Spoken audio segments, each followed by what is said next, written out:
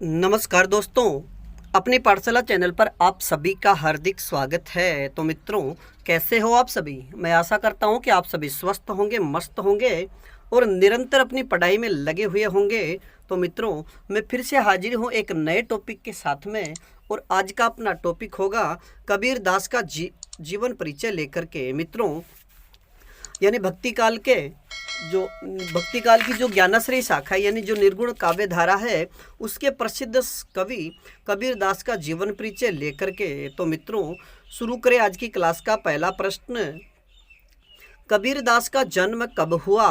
कबीर दास का जन्म कब हुआ? तो इसका सही उत्तर होगा 1398 ईस्वी में, काशी में। मित्रों, याद रखिएगा कि निर्गुण काव्य धारा के प्रसिद्ध कवि कबीर दास का जन्म 1398 ईस्वी में काशी में हुआ था। बात करें आज के अगले तथ्य की, और कबीरदास का निधन की अगर बात करें तो इनका निधन 1518 ईस्वी में मगहर में हुआ था। अब बात करें आज के अगले प्रश्न की। कबीर ने अपनी कविताओं में स्वयं को क्या कहा है? कबीरदास ने अपनी कविताओं में स्वयं को क्या कहा है? तो इसका सही उत्तर होगा काशी का जुलाहा। मित्रों, याद रखिएगा कि कबीरदास ने स्वयं को अपनी कविताओं में जुलाहा कहा है, और जुलाहा जो कपड़े बनाने वाली जाति होती है उसे जुलाहा कहा जाता है। अगला प्रश्न, कबीर के माता पिता का नाम क्या है? कबीर के माता पिता का नाम क्या है? तो इसका सही उत्तर होगा पिता का नाम नीरू और माता का नाम नीमा। मित्रों, याद रखिएगा कि नीरू और नीमा एक मुस्लिम दंपति थी। मित्रों, याद रखिएगा कि कहा जाता है कि कबीर का जन्म किसी विधवा ब्राह्मण कन्या से हुआ, और लोकोपवाद के भय से ब्राह्मणी ने उसको लहर तारा तालाब में छोड़ दिया था। यानी कबीर के अगर जन्म में पूछा जाए कबीर का जन्म कहाँ हुआ, तो काशी में, लेकिन यह नीरू और नीमा को लहर तारा नामक तालाब में मिले थे। वैसे इनका जन्म हिंदू धर्म में हुआ। पालन पोषण की बात करें तो पालन पोषण नीरू और नीमा ने किया था, जो एक मुस्लिम दंपति थी। बात करें आज के अगले प्रश्न की। कबीर की पत्नी का नाम क्या था? कबीर की पत्नी का नाम क्या था? तो इसका सही उत्तर होगा लोई। मित्रों, याद रखिएगा कि कबीर दास के एक पुत्र था जिसका नाम कमाल था। ये कमल हो गया। इस कबीर के पुत्र का नाम कमाल था, और पुत्री की बात करें तो इनकी पुत्री का नाम कमाली था। और पुत्र के विषय में कबीर दास ने कहा है कि बूढ़ा वंश कबीर का उपजा पूत कमाल, राम नाम को छोड़ के घर ले आया माल। तो इनके पुत्र का नाम कमाल और पुत्री का नाम कमाली था। अगला प्रश्न, कबीर के गुरु का नाम क्या था? कबीर के गुरु का नाम क्या था? तो इसका सही उत्तर होगा स्वामी रामानंद। मित्रों, याद रखिएगा कि कबीर दास अछूत जाति से माने जाते थे, यानी जुलाहा थे, और रामानंद उनको शिष्य बनाना नहीं चाहते थे।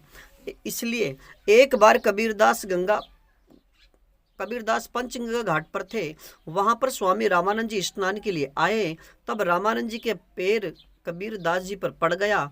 तब रामानंद जी ने कहा राम राम कहा, और उसी दिन से कबीरदास ने रामानंद जी द्वारा जो राम राम कहे शब्द बोला गया, उसी को गुरु नाम शब्द मान करके भगवान की भक्ति करते रहे।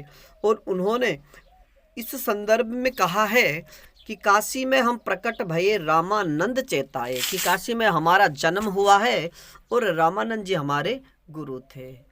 बात करें अगले प्रश्न की। कबीर भक्ति काल की किस काव्य धारा के प्रतिनिधि कवि माने जाते हैं? कबीर भक्ति काल की किस काव्य धारा के प्रतिनिधि कवि माने जाते हैं? तो इसका सही उत्तर होगा ज्ञानाश्रयी काव्य धारा। और मित्रों, याद रखिएगा कि भक्ति काल को मुख्य रूप से दो भागों में बांटा गया है, सगुण भक्ति धारा और निर्गुण भक्ति धारा।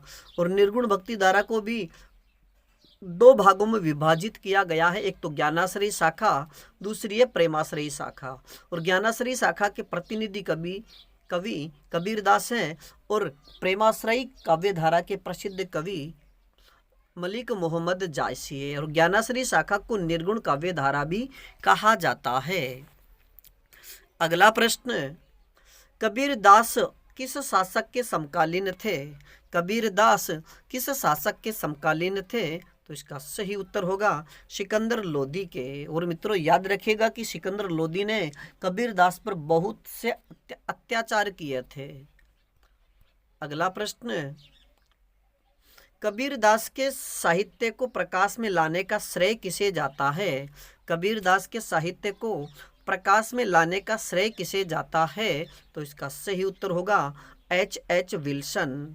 और मित्रों H.H. विल्सन महोदय ने कबीर दास के साहित्य को 1903 में प्रकाश में लाने का कार्य किया। अगला प्रश्न, कबीर दास की रचनाओं का संकलन किसने किया है? यानी कबीर दास की रचनाओं का संकलन किसने किया? तो इसका सही उत्तर होगा कबीर के शिष्य धर्मदास ने। और मित्रों याद रखिएगा कि कबीर दास के शिष्य या धर्मदास ने कबीर की रचनाओं का संकलन बीजक नाम से किया है। और बीजक के 3 भाग हैं। तो अगर आपसे प्रश्न पूछा जाए कि कबीर के शिष्य धर्मदास ने कबीर की रचनाओं का संकलन किस नाम से किया? तो इसका सही उत्तर होगा बीजक के नाम से। और मित्रों बीजक के 3 भाग हैं, जिसमें साखी, शबद और रमेनी। मित्रों याद रखिएगा कि साखी में कबीरदास के दोहे हैं, तो शबद में कबीर के द्वारा लिखे गए पद, और रमेनी में ईश्वर उपासना के लिए जो चौपाइयाँ लिखी गई है उसे रमेनी कहा जाता है। अगला प्रश्न, कबीर को भगवान विष्णु के नरसिंहावतार की प्रतिमूर्ति किसने कहा है? कबीर दास को भगवान विष्णु के नरसिंहावतार की प्रतिमूर्ति किसने कहा? तो इसका सही उत्तर होगा आचार्य हजारी प्रसाद द्विवेदी ने। अगला प्रश्न, कबीर को वाणी का डिक्टेटर या भाषा का तानाशाह किसने कहा? कबीर को वाणी का डिक्टेटर यानी भाषा का तानाशाह किसने कहा? तो इसका सही उत्तर होगा आचार्य हजारी प्रसाद द्विवेदी ने। अगला प्रश्न, कबीर की भाषा के विषय में विभिन्न विद्वानों के मत। मित्रों याद रखिएगा कि कबीर दास की जो भाषा है इसको लेकर के विद्वानों ने अपने अपने मत प्रस्तुत किए हैं। तो हम यहाँ पर जितने भी विद्वानों द्वारा जो अलग अलग मत दिया गया है उसका अध्ययन करेंगे। तो सबसे पहला प्रश्न बनता है कि कबीर की भाषा को सद्दूकड़ी भाषा किसने कहा है? तो इसका सही उत्तर होगा आचार्य रामचंद्र शुक्ल ने। अगर कबीर की भाषा को पंचमेल खिचड़ी किसने कहा? अगर आपसे प्रश्न पूछा जाए कि कबीर की भाषा को पंचमेल खिचड़ी किसने कहा? तो इसका सही उत्तर होगा श्याम सुंदर दास ने। अगला प्रश्न, कबीर की भाषा को संत भाषा किसने कहा? तो इसका सही उत्तर होगा डॉक्टर बच्चन सिंह ने। अगला प्रश्न, कबीर की भाषा को ब्रज भाषा किसने कहा? तो इसका सही उत्तर होगा सुनीति कुमार ने। अगले प्रश्न की बात करें तो कबीर की भाषा को अवधी भाषा किसने कहा? तो इसका सही उत्तर होगा राम बाबू सक्सेना ने। अगला प्रश्न, कबीर की भाषा को बनारस की भाषा किसने कहा? तो इसका सही उत्तर होगा उदय नारायण तिवारी ने। अगला प्रश्न, कबीर के काव्य का संकलन श्याम सुंदर दास ने किस नाम से किया है? यानी कबीर के काव्य का संकलन श्याम सुंदर दास ने किस नाम से किया है? तो इसका सही उत्तर होगा कबीर ग्रंथावली के नाम से। अगला प्रश्न, कबीर के काव्य का संकलन अयोध्या सिंह उपाध्याय हरिओद ने किस नाम से किया? यानी कबीर के काव्य का संकलन अयोध्या सिंह उपाध्याय हरिओद ने किस नाम से किया है? तो इसका सही उत्तर होगा कबीर वचनावली के नाम से। अगला प्रश्न, कबीर के साधनात्मक रहस्यवाद पर किसका प्रभाव था? कि कबीर का जो साधनात्मक रहस्यवाद है इस पर किसका प्रभाव माना जाता है? तो इसका सही उत्तर होगा नाथ पंथ एवं हठ योग का। अब बात करें आज के अगले प्रश्न की। कबीर दास की प्रसिद्ध पंक्तियां कौन कौन सी हैं? मित्रों यहाँ पर मैंने वही पंक्तियां शामिल की है जो अधिकतर परीक्षाओं में पूछी जाती है। यानी कोई भी पंक्ति दे दी जाती है, फिर पूछा जाता है कि ये पंक्ति किसकी है। तो कबीर दास की वे पंक्तियां जो परीक्षा में अधिकतर पूछी जाती है। सबसे पहली पंक्ति की बात करें तो भक्ति द्रविड़ उपजी लाए रामानंद, प्रकट किया कबीर ने सात दीप नौखंड। तो मित्रों यहाँ पर देखो कबीर का नाम दिया हुआ है, तो आप सीधा लिख सकते हो कि ये पंक्ति कबीर दास की है। अगली पंक्ति की बात करें तो काहेरी नलिनी तू कुमलानी, काहेरी नलिनी तू कुमलानी, ये पंक्ति किसकी है? तो इसका सही उत्तर होगा कबीरदास की। अगली पंक्ति की बात करें, ढाई आखर प्रेम के पढ़े सो पंडित होई, ढाई आखर प्रेम के पढ़े सो पंडित होई, ये पंक्ति किसकी है? तो इसका सही उत्तर होगा कबीरदास की। अगला प्रश्न, नैया बिच नदिया डूबती जाए, नैया बिच नदिया डूबती जाए, ये पंक्ति किसकी है? तो कबीरदास की। अगली पंक्ति की बात करें, माया महाठगिनी हम जानी, माया महाठगिनी हम जानी, यह पंक्ति किसकी है? तो कबीरदास की। अगली पंक्ति की बात करें, चलती चाकी देख कर दिया कबीरा रोई, ये पंक्ति भी कबीरदास की है।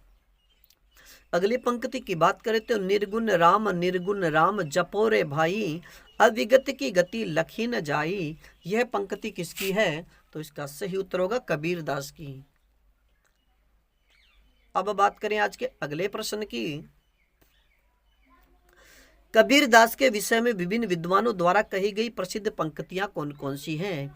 अब मित्रों हम अध्ययन करेंगे कि कबीरदास के विषय में विभिन्न विद्वानों द्वारा जो प्रसिद्ध पंक्तियां कही गई हैं, इनसे भी संबंधित प्रश्न परीक्षा में पूछा जाता है। तो सबसे पहले बात करें कि इसमें कोई संदेह नहीं है कि ठीक मौके पर जनता के उस बड़े भाग को संभाला जो नाथ पंक्तियों के प्रभाव से और भक्ति रस से सुनने पड़ता जा रहा था, यह पंक्ति किसने कही? यानी इसमें कोई संदेह नहीं कि ठीक मौके पर जनता के उस बड़े भाग को संभाला जो नाथ पंक्तियों के प्रभाव और भक्ति रस से सुनने पड़ता जा रहा था, यह पंक्ति किसके विषय में है? तो कबीरदास के। किसने कही? तो इसका सही उत्तर होगा आचार्य रामचंद्र शुक्ल ने। अगली पंक्ति की बात करें तो संत कवियों में कबीर के बाद के कवि वैसे ही दिखाई पड़ते हैं जैसे चंद्रोदय के बाद नक्षत्र मालाएं, यह पंक्ति किसकी है? कि संत कवियों में कबीर के बाद के कवि वैसे ही दिखाई पड़ते हैं जैसे चंद्रोदय के बाद नक्षत्र मालाएं, यह पंक्ति किसकी है? तो इसका सही उत्तर होगा डॉक्टर बच्चन सिंह की। अगली पंक्ति की बात करें तो साहित्य जगत में कबीर जैसा अक्खड़ और निराला जैसा दाखड़ कोई और कवि नहीं हुआ, यह पंक्ति किसकी है? साहित्य जगत में कबीर जैसा अक्खड़ और निराला जैसा दाखड़ कोई और कवि नहीं हुआ, यह पंक्ति किसकी है? तो इसका सही उत्तर होगा हजारी प्रसाद द्विवेदी। और मित्रों आज की कक्षा का यह अंतिम प्रश्न, भाषा पर कबीर का जबरदस्त अधिकार था, यानी भाषा पर कबीर का जबरदस्त अधिकार था, भाषा उनके सामने नृत्य करती थी, थिरकती थी, वे तो वाणी के डिक्टेटर थे, यह पंक्ति किसकी है? तो इसका सही उत्तर होगा हजारी प्रसाद द्विवेदी की। मित्रों अगर आपसे सीधा प्रश्न भी पूछ लिया जाए कि कबीर को भाषा का डिक्टेटर किसने कहा, तो हजारी प्रसाद द्विवेदी ने। और अगर प्रश्न पूछ लिया जाए कि भाषा उनके सामने नृत्य करती थी, थिरकती थी, तो कबीर की भाषा के संबंध में ये पंक्ति किसकी है? तो इसका सही उत्तर होगा हजारी प्रसाद द्विवेदी। तो मित्रों आज के लिए इतने, बाकी फिर मिलेंगे एक नए टॉपिक के साथ में। और अगला हमारा टॉपिक होगा स्कूल व्याख्याता भर्ती में कबीर के जो पद दिए गए हैं, यानी कबीर के जो गुरु महिमा के पद दिए गए हैं, जो दोहे दिए गए हैं, उनकी व्याख्या को लेकर के। तब तक आप अपने अध्ययन में जुटे रहिएगा। और अपनी पाठशाला बाय बीएन सर चैनल पर नए हो तो हमारे चैनल को लाइक, सब्सक्राइब और अपने मित्रों तक शेयर जरूर कीजिएगा। धन्यवाद।